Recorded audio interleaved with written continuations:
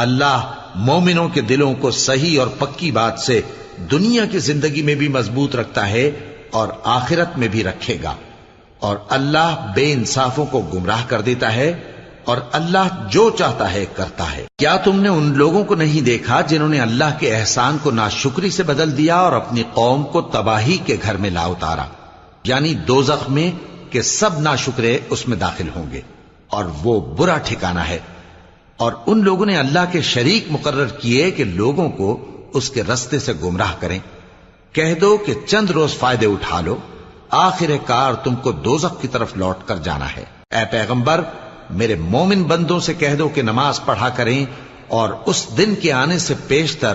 جس میں نہ اعمال کا سودا ہوگا اور نہ دوستی کام آئے گی، ہمارے دیے ہوئے مال میں سے پوشیدہ اور علانیہ خرچ کرتے رہیں۔ اللہ ہی تو ہے جس نے آسمانوں اور زمین